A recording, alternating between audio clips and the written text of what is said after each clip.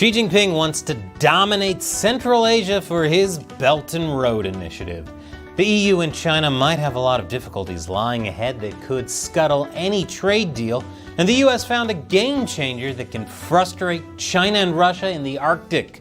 Then more on this week's China News Headlines. Welcome to China Uncensored. I'm Chris Chappell. This episode is sponsored by Surfshark. Whenever you go online, you really should be using a VPN like Surfshark to cover your tracks and protect your identity. I'll tell you more in a bit. The US has revealed a new polar icebreaker amid its Arctic rivalry with Russia and China. And by that I mean a literal polar icebreaker, not asking a snow owl. Crazy weather, huh? The new icebreaker will help to expand America's presence in the Arctic Circle as part of a new Arctic strategy unveiled last year. It's the first new icebreaker the Coast Guard has had in more than 25 years. But more are on the way, with the first new Polar Security Cutter-class icebreaker beginning construction this year. ETA 2028. Given what's going on in America right now, this is one of the least controversial stories involving the US and ice. It's about time the US Coast Guard got some new icebreakers. Russia and China have been conducting joint naval drills near Alaska and elsewhere in the Arctic in a bid to snatch up resources and trade routes exposed by climate change melting the sea ice. Conveniently, the Arctic also borders a ton of NATO countries.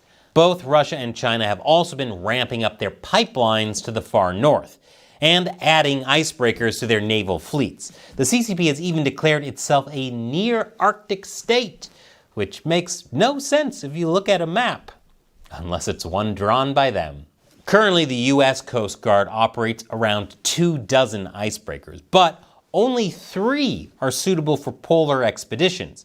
Meanwhile, Russia possesses more than 40 icebreakers and controls 53% of the Arctic coastline. So it's no-brainer why the US needs these ships. On the bright side, skirmishes might be less dramatic if they run into any Chinese ships, since the water in their water cannons would all be frozen. Pro-Russian telegram videos and Ukrainian intelligence reports suggest that China has armed Russia with a laser gun to shoot down drones. It's called the Silent Hunter system, and it's a pretty sophisticated piece of weaponry. Designed to search for, track, and take down enemy drones, the laser can be mounted on top of an SUV and operated from within the vehicle. No word on if these frickin' lasers can be mounted on the heads of frickin' sharks. From the vehicle, it can detect drones from 3.1 miles away, blind them once they're 2 miles away, and shoot them down a mile out. Beijing has regularly denied claims that it's providing direct military support to Moscow and has even offered to broker a ceasefire, which, knowing them, wouldn't surprise me to learn is the name of one of their weapons. Russia has stepped up its defenses against Ukrainian drones lately, while ramping up its own drone program. It would seem that No Limits partnership with the CCP is starting to pay off for Putin, at least until China's sudden but inevitable betrayal when they stab them in the back, or possibly shark laser them in the back. And after the break, the EU and China are finding it hard to mend trade ties. Welcome back. Something shocking and rare has happened.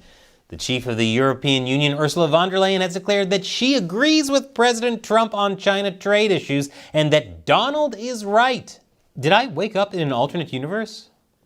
The European Commission president was at the G7 meeting in Canada earlier this week, where she said, "When we focus our attention on tariffs between partners, it diverts our energy from the real challenge, one that threatens us all. And also that, on this point, Donald is right. There is a serious problem." No, duh, Donald is right. He's a Republican. They're right. And the Democrats are left, silly.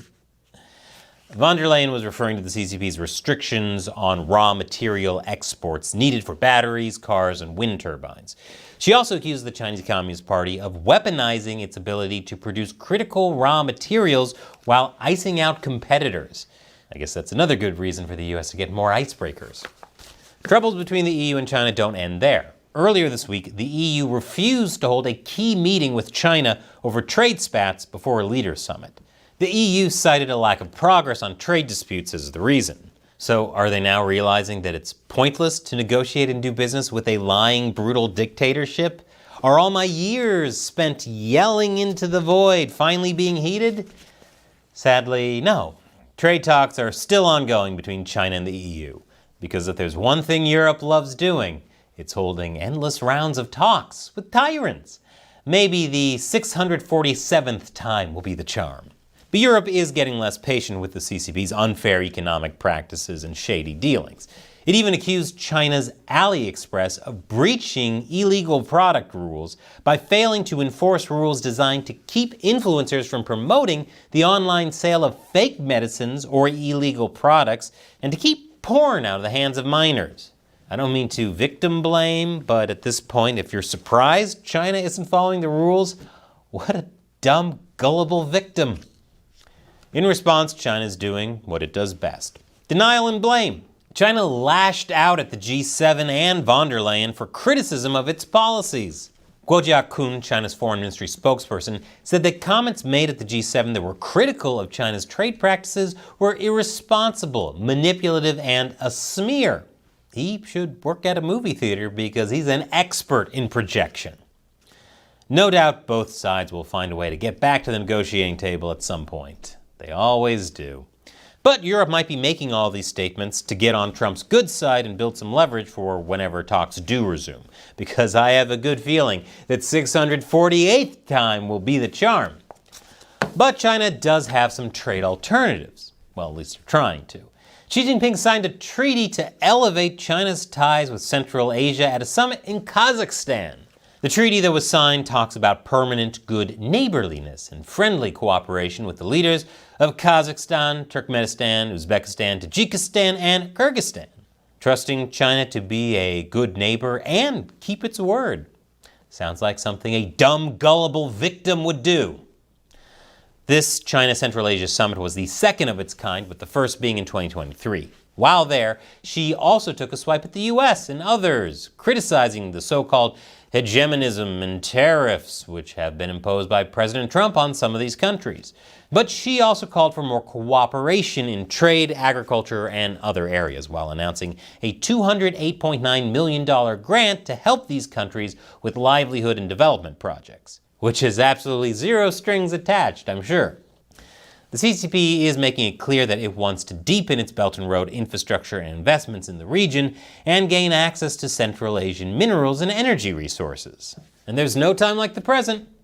Historically, these areas were crucial to Silk Road trade, the historical one, not the online black market that AliExpress seems like it wants to replace. But later, China had some stiff competition from other empires and countries like Russia, Iran, and Turkey. Now, Turkey is facing serious economic issues, while Russia and Iran are bogged down in wars that are depleting both their financial and military power.